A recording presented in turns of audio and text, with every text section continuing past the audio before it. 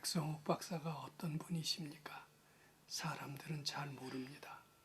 그러나 참 지혜로운 사람이래야 지혜로운 사람을 알아본다고 우리 민족의 가장 지혜로운 분들이 그분의 위대성을 다 알았습니다. 일제 암흑기에 우리나라 불자들에게 큰 희망을 주신 대도인 방한함 스님은 백성욱 박사가 오대산 정멸보궁에서 수도할 당시에 얼마나 대단하게 여기시었기에 100일간 매일 십리길을 걸으며 점심을 날랐겠습니까? 일제시대의 조선의 대표적 지성이요 3대 천재라 불리우며 문명을 드높인 춘원 이광수 선생이 오죽하면 백성욱 박사가 계신 금강산 지장암에 발심 출가하였겠습니까?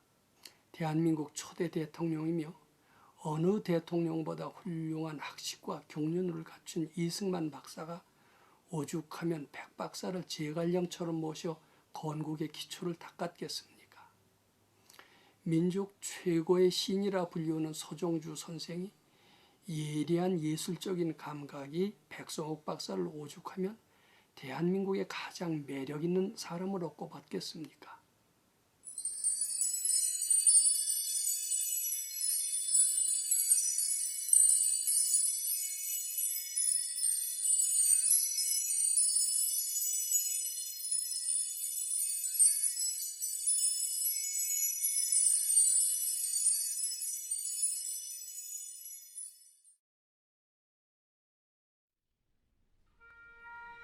구항공말인 1897년 정유생 백성욱 박사는 서울 영건동에서 태어났다. 부처님이 현신인 듯한 외모와 보살의 고고한 품격에 대해 시인인 서정주는 일찍이 유려한 문장으로 백 박사를 극찬한 바 있다. 시인 서정주는 어떠한 사람인가? 한 송이의 국화꽃을 피우기 위해 봄부터 소쩍새는 그렇게 울었나 보다. 한 송이의 국화꽃을 피우기 위해 천둥은 먹구름 속에서 또 그렇게 울었나 보다. 그립고 아쉬움에 가슴 조이던 머먼 젊음의 뒤안길에서 인제는 돌아와 거울 앞에서 내 누님같이 생긴 꽃이여 노란 네 꽃잎이 피려고 간밤엔 무서리가 저리 내리고 내게는 잠도 오지 않았나 보다. 너무나도 유명한 이 시 속 문장의 아름다움을 두고 예찬한 사람은 너무도 많았다. 한 송이의 국화꽃을 두고 그 이면의 뜻을 파악하는 섬세하고도 날카로운 지혜의 눈을 존경하는 사람도 많았다. 그래서 서정주는 수십 년 만에 나올까 말까한 위대한 시를 쓴 민족 시인이 되었다.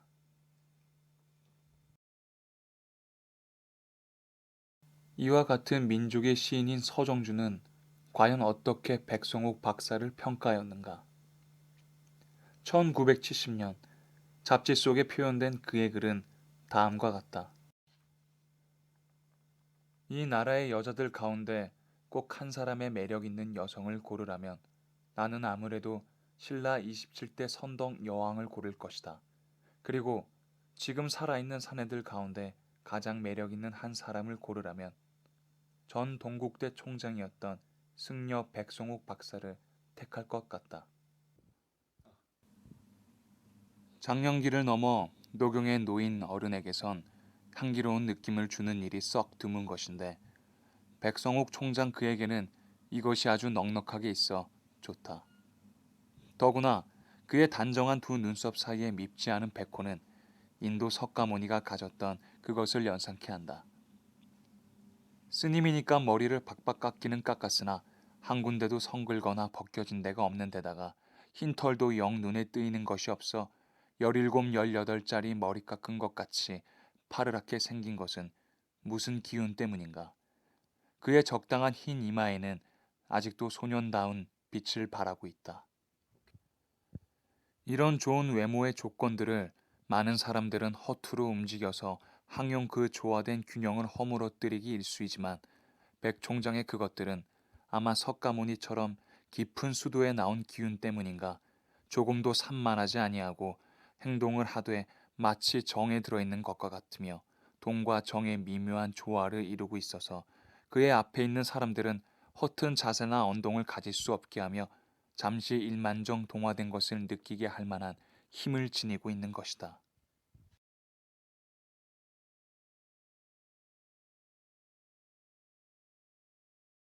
외모에서 그 인품의 출중함을 알아본 사람은 민족 시인 서정주이지만 외모에서 백성옥 박사가 큰 법기임을 알아본 사람은 오대산 대선사 방아남이었다. 방아남 조계종 초대 종정이요 망공스님과 쌍벽을 이루는 당대 큰 선지식인이었다. 그 유명한 좌탈 인망의 사진을 남기고 가신 것처럼 방아남 스님은 죽음 앞에 여여부동하고 생사를 자유로 할 수 있는 대도인이었다. 그는 사물의 겉만 보지 아니하고 이면을 관찰하는 눈을 가진 사람이었고 문자에 집착하지 아니하고 뜻으로 말씀하는 분이었고 사람을 보더라도 외관만 보지 아니하고 내면의 성근을 관찰할 줄 아는 해안을 가진 대선사였다. 선근이 있는 사람이라 생각되면 자신보다 훨씬 연령이 낮다 하더라도 시봉하기를 주저하지 아니하는 분이었다.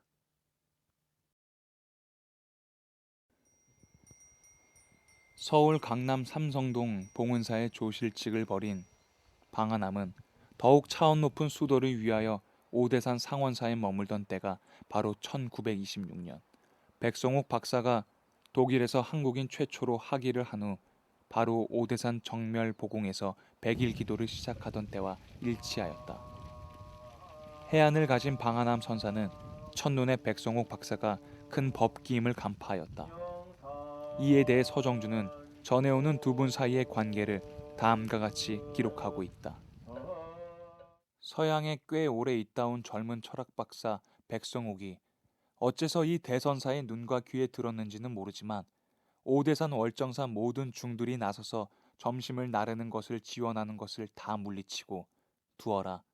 이것은 내가 날라다 줄란다 하고 나섰고 꼭 100일 동안을 그 늙은 나이로 또박또박 신리 넘는 가파른 산비탈을 타고 상원사에서 정멸보궁까지 점심을 날랐는데 매양 그것을 자랑으로 여기고 기뻐하였다. 점심을 나르다 중대에 꽂아 놓은 지팡이가 생명이 붙어 나무로 성장하여 오늘까지 건강하게 자라고 있으니 반만년 역사 가운데 대선사 방아남이 선택한 백성옥. 두 사람 사이의 인연은 하늘도 무심치 아니하여 두 도인과 도인 사이에 교감을 알아차렸나 보다.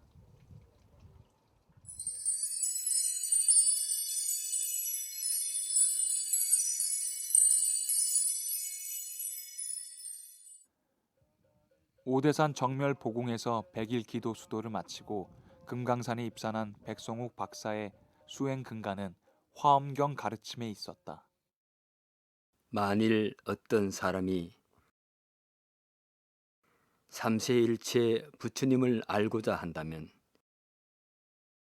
마땅히 법계 성품을 관하라. 모든 것 마음이 지어내미로다. 백 박사는 금강산 안양암에서 홀로 수도할 당시 모든 밖의 물건이 마음에 비추는 그림자라고 깨달은 그는 일체 그림자를 따라가는 연습을 하지 않았다.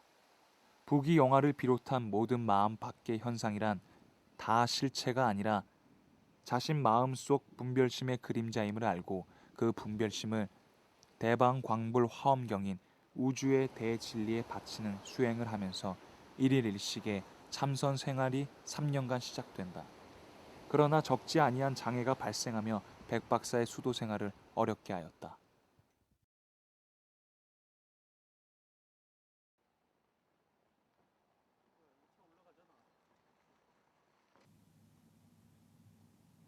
이때 어떤 남자가 나타난다. 선생님, 수도도 중요합니다. 그러나 선생님께서는 개인적으로 수도만 하시기에 안타까운 눈으로 보는 조선 사람들이 너무나 많습니다. 선생님께서는 그 누가 감히 넘볼 수 없는 인품과 학식을 지니신 한국 최초의 독일 철학 박사이십니다. 선생님은 갈 길이 잃은 이 민족의 희망이시오 등대이십니다. 선생님은 세상에 나와 갈 길 잃은 이 민족의 수많은 사람을 도우실 수 있습니다. 어서 세상에 나와 많은 조선 민족을 인도하여 주십시오. 어서 이 민족을 구해 주십시오. 도와주십시오. 그러나 백 박사는 뒤도 돌아보지 아니하고 참선하는 자세로 대방광불화엄경. 나는 세상에서 부귀영화를 바라는 마음도, 많은 사람을 구제하겠다는 마음도, 심지어는 그토록 간절히 바란 조국의 독립에 대한 염원까지도 다 마음의 그림자임을 알게 되었고, 지금은 그 모든 마음을 대방광불화엄경에 바쳤노라. 그 청년은 사라졌다. 몹시도 갈망하였던 조선의 독립의 마음을 대방광불 하엄경에 바쳐 안정을 찾고 나니 마음속의 애욕의 문제가 고개를 들기 시작하였다. 그때 어떤 아름다운 여인의 목소리가 들린다. 스님, 제가 누구인지 잘 아실 것입니다.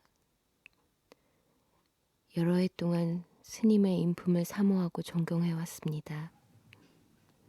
저는 몸과 마음을 다 바쳐 스님을 시봉하려 하였고, 스님께서도 저를 무척 아껴주시는 것으로 생각하였습니다. 그런데 어느 날 갑자기 스님께서는 그대가 나에게 향하는 마음이란 사모도 존경도 아니고 칙살스러운 정일 뿐이다. 이 정이란 모든 재앙의 근본이다. 라고 말씀하시며 저를 떠나셨습니다. 중생을 제도하여야 할 대보살인 큰 스님이 어쩌면 중생의 고통을 몰라주고 이 사모의 마음을 나쁜 것이라고만 폄하하십니까? 대답해 주십시오. 대답이 있으실 때까지 며칠이고 몇 달이고 이 문 밖에 서 있을 것입니다. 목숨이 다 사라지도록 여기 있으며 애타게 스님을 부를 것입니다. 큰 스님. 그러나 백 박사는 여전히 면벽한 자세로 뒤도 돌아보지 아니하고 대방광불화엄경. 물러가시오. 내 부모, 내 자식에 대한 사랑, 즉 내가 있는 사랑이란 모두 상대적인 사랑이요 장차 원수가 있게 되는 사랑입니다. 이러한 사랑은 참 사랑이 아니요 비용적 사랑인 것입니다.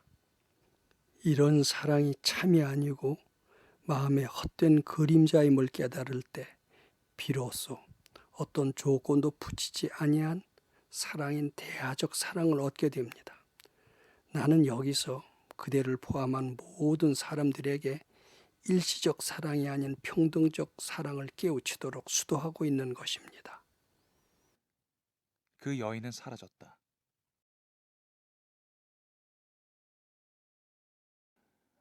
또 한 해가 흘렀다.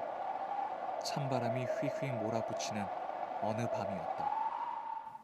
산속에 혼자 수도하자니 어쩐지 으스스 떨린다. 갑자기 음산한 바람이 불며 귀신의 소리가 들린다. 네가 나를 때려 죽이고 이 자리에 묻었지. 그 잘못을 알게 되느냐? 대담했던 백 박사도 이때는 두려움에 떨며 문단속을 한다. 어서 내 목숨을 살려내라. 이 소리에 백 박사는 이불을 꺼내 덮고 그 속에 숨는다. 그 속에서 와들와들 떤다. 그러다가 다시 용기를 내어 좌선의 모습을 취한다. 다시 대방광불 하엄경을 한다. 먼 동이 틀 때까지 장좌 불화를 하며 3일간 계속 대방광불 하엄경을 정진한다. 그때 백성옥 박사는 숙명통이 열리고 자신의 전생의 모습도 알아진다. 어째서 이런 두려움을 느끼게 되었는지 그 전생의 원인도 확실히 알아지고 다시는 두려움이 없어졌던 것이다. 아, 호랑이도 귀신도 두려운 것이 아니었다. 가장 두려운 것은 업보였다. 모든 것이 원인지어서 결과가 이루어지는 것임을 분명히 알게 되었고, 내가 어째서 이처럼 두려움에 떨게 되었는지 그 이유를 확실히 알게 되었다. 부들부들 떨렸던 공포가 사라지니 전생에 지은 원인이 소상하게 눈앞에 드러남을 보게 된 것이다. 이제 두렵지 아니하고 마음이 편안하다. 모든 의심은 다 사라졌고 내가 어디서 왔는지 그 소종례를 분명히 알겠도다. 3년을 금강산 안양함에서 단신 수도하시고 전생의 모습을 확실히 안 후 찾아오는 여러 대중들과 함께 장소를 더 넓은 지장암으로 옮긴다. 이때부터 많은 수도자들은 백송옥 박사를 유명한 금강산 도인으로 호칭하게 되며 전국 방방곡곡에서 모여들기 시작하였다. 지장암에서 7년간 연인원 700대중과 함께 대방광불 화엄경을 제창하며 수도하였다. 당시 지장암의 출가 대중 중에는 조선의 최고 지성이요 3대 천재로 소문난 춘원 이광수도 포함되어 있었다. 춘원 선생이 얼마나 천재적 문학가였는지 국제 팬클럽 회장을 지낸 외교관이며 시인인 모윤숙 말을 들어보자. 해방된 지 얼마 아니 되어 나는 1948년 유엔 총회에 한국 대표로 참석하는 등 외교관으로 일하였다. 인도의 외교관이며 문학가이기도 한 메논 박사가 나를 찾아왔다. 그는 한국에 대여할 지성인을 소개해 달라고 하였다. 영어를 잘하는 마땅한 사람이 생각나지 아니하여 머뭇거리다 나는 춘원 이광수 선생을 소개하였다. 춘원 선생은 비록 천재적 문학가로 알려져 있지만 그의 영어 실력에 대해서는 좀 걱정이 되었던 것이 솔직한 심정이었다. 영어를 겨우 쓰고 읽는 정도였지 말하는 것은 좀 어렵지 아니할까 싶었던 것이다. 그러나 메논 박사와 대담하는 춘원을 관찰하며 그런 걱정은 말끔히 사라졌다. 춘원의 영어 실력은 매우 놀라웠다. 유창한 영어로 메논 박사를 압도하였다. 춘원의 해박한 지식에 메논 박사가 감탄하며 영시를 짓고 예찬하자 춘원은 그 자리에서 영시를 써서 메논 박사에게 화답하였다. 문학적 소질이 뛰어난 메논 박사는 춘원이 즉석에서 지은 영시를 읽고 감탄하였다. 그 자리에서 최고의 찬사를 늘어놓았다. 당신은 인도가 낳은 시성인 타고르보다 훨씬 더 훌륭해 보입니다. 라고. 나는 춘원의 뛰어난 천재성에 다시 놀랐다. 그는 천재적인 작가요. 우리 민족의 혼을 일깨워주기 위하여 신이 보낸 사도였다. 일제시대 조선 사람들은 춘원을 천재라 민족의 스승이라 하여 존경하는 사람이 많았다. 이런 춘원을 이해하고 분석한다는 것은 쉬운 일이 아닐 것이다. 그렇다면 큰 깨달음을 얻은 백송욱 박사가 보는 춘원은 어떤 사람이었을까? 선생은 지금은 천재라고 소문난 소설가이시오. 어째서 천재가 되었는지 아시오? 바로 전생의 스님이 되어 열심히 공부하여 마음속에 탐심, 진심 그리고 치심이라는 분별심을 제거하였기 때문이요. 머리가 뛰어난 사람은 대개 전생의 부처님을 일심으로 향했던 사람이 많소. 그러나 선생은 전생의 스님이 되어 공부하던 중 하나의 크나큰 장애가 있었으니 그것이 바로 마음이 외로움과 애욕을 향해지는 일이었소. 선생은 애욕을 해탈하려고 무척 애를 많이 썼는데 이리 해도 저리 해도 애욕은 잘 주복되지 아니하여 결국 생식기에 뜸을 뜨게 되었소. 생식기에 뜸을 뜨는 식으로는 애욕의 뿌리를 뽑지 못하게 되면 물론 생식기를 학대한 것이 원인이 되어 금생의 콩팥 수술까지 받게 된 것이요. 전생의 애욕을 항복받지 못하고 몹시 외로워했던 것이 원인이 되어서 금생에도 늘 외로움을 많이 느끼게 되었고 선생이 지은 소설의 내용에도 외로움이 많이 등장하게 되는 것이요. 지금부터라도 외로운 마음을 떨쳐버리고 부처님 공경하는 마음으로 바꾸시오. 부처님을 절대로 공경하는 마음을 가지게 될 때래야 비로소 애욕을 조복받을 수 있고 그러므로 탐진치를 비롯한 각종 업보에서 자유롭게 될 것이요. 춘원은 금강산 지장암에 출가하여 백박사의 지도로 열심히 수도하였다. 부처님만을 절대 공경하라는 가르침에 따라 그리고 탐진치의 업보에서 벗어나는 다음과 같은 깨달음의 시를 짓게 되었다. 님에게는 아까운 것이 없어 무엇이나 바치고 싶은 이 마음. 나는 거기서 보시를 배웠노라. 님께 보이고자 애써 깨끗이 단장하는 이 마음. 거기서 나는 지게를 배웠노라. 님이 주시는 것이면 때림이나 꾸지람이나 기쁘게 받는 이 마음, 거기서 나는 인욕을 배웠노라. 천하에 하고 많은 사람 중 오직 님만을 사모하는 이 마음, 거기서 나는 선정을 배웠노라. 자나깨나 쉴 새 없이 님을 그리워하고 님 곁으로 도는 이 마음, 거기서 나는 정진을 배웠노라. 내가 님의 품에 안길 때에 기쁨도 슬픔도 님과 나의 존재도 잊을 때에 나는 살바야를 배웠노라. 이제 알았노라. 님은 이 몸의 바람이를 가르치려고 짐짓 예인의 몸을 낳둔 부처시라고. 지장암에서의 수도 생활은 계속되었다. 백 박사는 세상의 부귀영화는 물론 모든 애착에서 다 떠나 있었다. 유일한 애착이 남아 있었다면 함께 공부하는 대중들에 대한 지극한 사랑과 책임감이라 할 것이었다. 그러나 이러한 백 박사에게 마지막 시험이 있게 되었다. 그 시험을 통하여 백 박사는 견성의 참뜻을 깨우치게 되었고 이로부터 더욱 원숙한 도의 경지에 들어가게 되었다. 제자가 백 박사에게 소리를 지른다. 스님, 저 좀 살려주세요.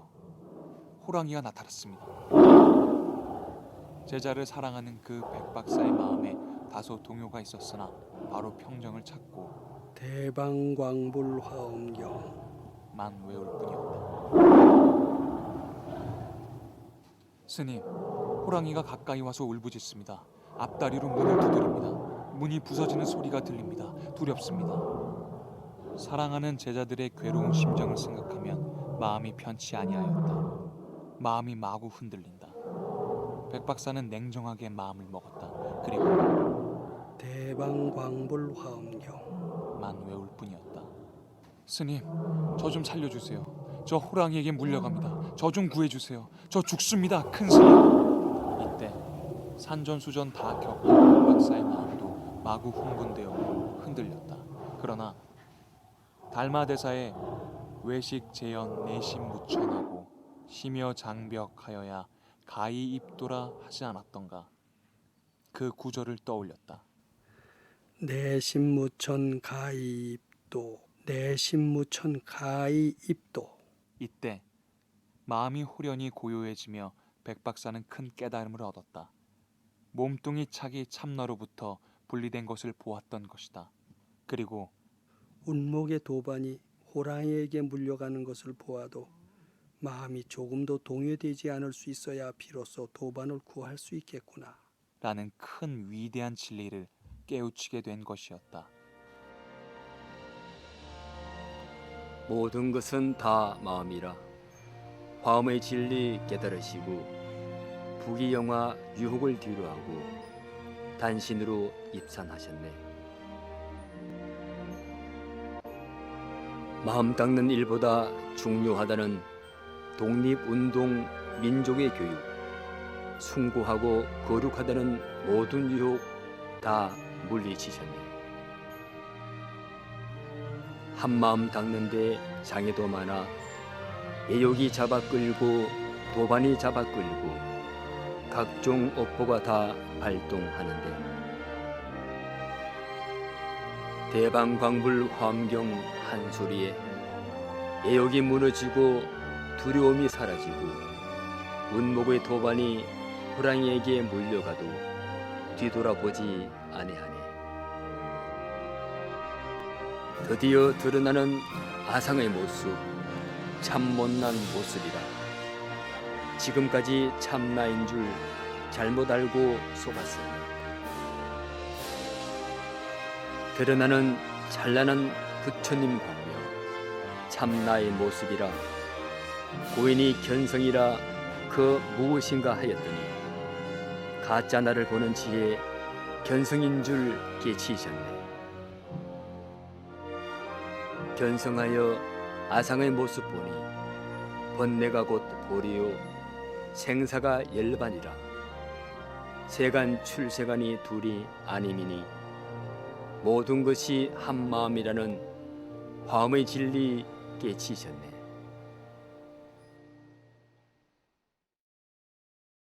모든 것이 제 마음이라는 진리를 깨치신 백 박사의 육성을 실제로 들어보자. 그래서 죽은 놈을 죽이지 산 놈은 절대로 못 죽여. 그러면 왜 6.25 때 공산당이 그렇게 많이 와서 죽였나 그 말이야. 죽을 놈이 하도 많으니까 그놈들이 와서 했어 그렇게. 원체 살 놈이 있으면 뭐 그렇게 되지 않는 거고, 임진왜란에 왜 그렇게 사람이 많이 죽었나 그러지. 원체 죽을 놈이 많았어. 왜 그렇게 했어? 그저 이건 뭐 외놈은 제 박사택긴 때만도 못하게 알아놨으니 고놈한테 죽어야 되지 않아? 그러니까 나무로 없은 얘기는 자는 제 생명이 약하니라 그러면 도무지 대체로. 참나를 발견하게 되었고 자신과 부처님이 둘이 아님을 발견한 백 박사는 머지아니하여 우리나라가 해방이 됨을 알고 새로운 대한민국 건국을 위하여 자신이 할 일이 있다는 사실을 깨달았다. 이제 산중 생활을 그만두고 본격적 사회생활을 할 때가 된 것을 알았던 것이다.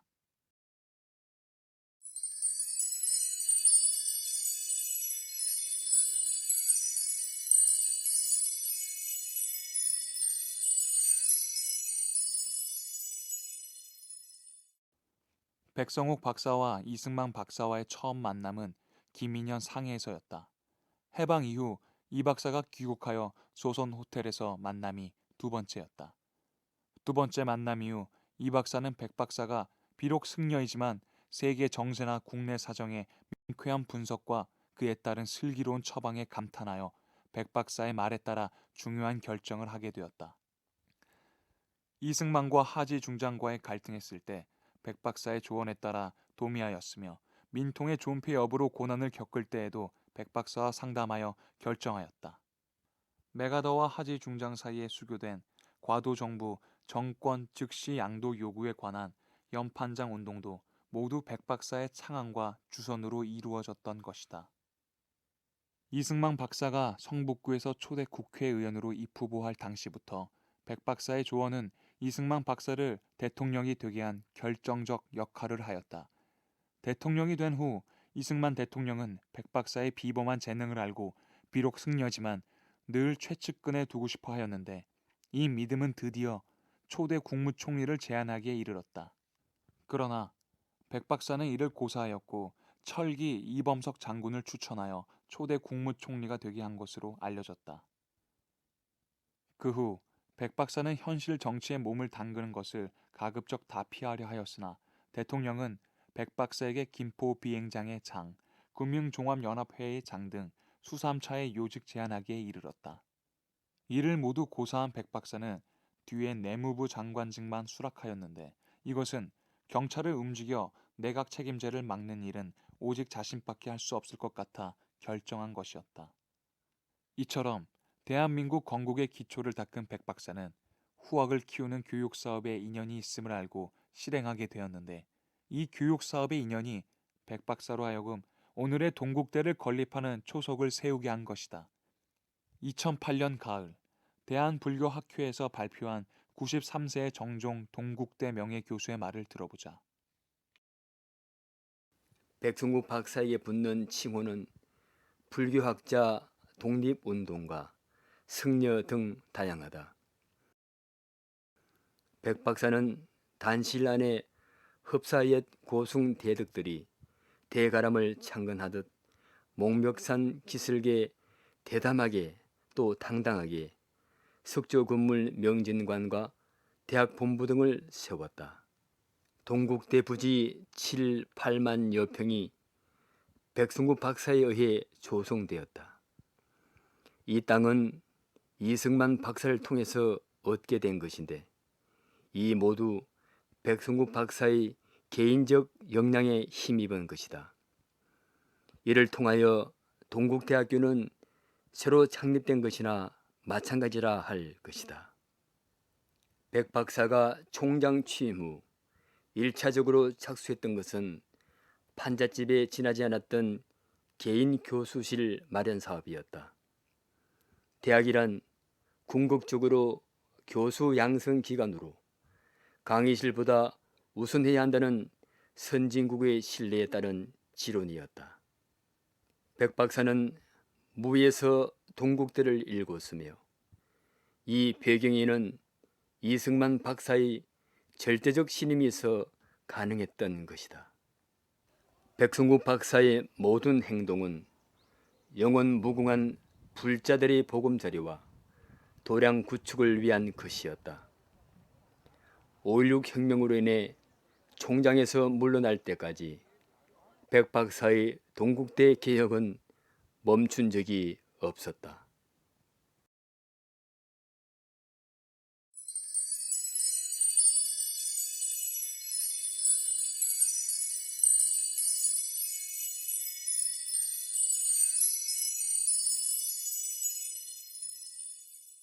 (5.16) 혁명 이후 동국대를 떠난 백 박사는 경기도 부천시 소사동에 도량을 건설하고 인연 있는 사람들을 만나 함께 수도하며 부처님께서 가장 밝으실 때 설하신 금강경을 실천케 하고 수도인으로의 일생을 정리하였다.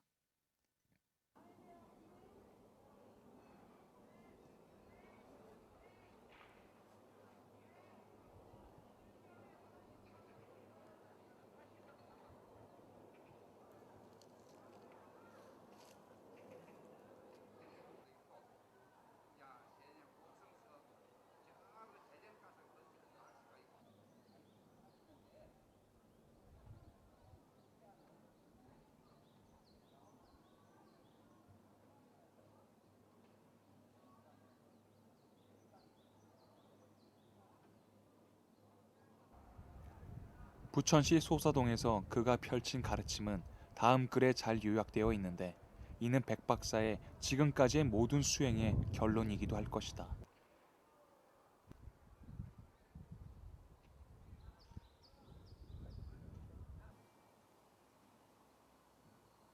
성불은 어떻게 해야 하며 해탈은 어떻게 이루어질까?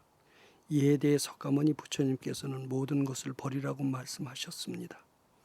나를 버리고 탐심과 진심과 치심을 버리라고 가르치셨습니다. 매에게 쫓기는 비둘기의 생명을 구하기 위하여 자신의 육체를 매에게 던져주시던 당신처럼 모든 것을 버릴 수 있어야 성불이 가능하고 해탈의 길이 열린다고 하셨습니다. 그러나 나는 성불과 해탈을 위하여 모든 것을 부처님께 바치라고 말하고 싶습니다. 몸도 마음도 탐욕과 진심과 어리석음도 부처님께 바치고 기쁨도 근심도 고통도 모두 바쳐야 합니다. 모든 것을 바칠 때 평안이 오고 일체를 바치고 났을 때 법열이 생기는 것입니다. 오욕도 바치고 팔고도 바쳐야 합니다. 부처님께서는 우리가 바치는 모든 것을 기꺼이 받아주십니다. 그리고 이렇게 모든 것을 바침으로써 부처님의 가르침이 받아들여지는 것입니다.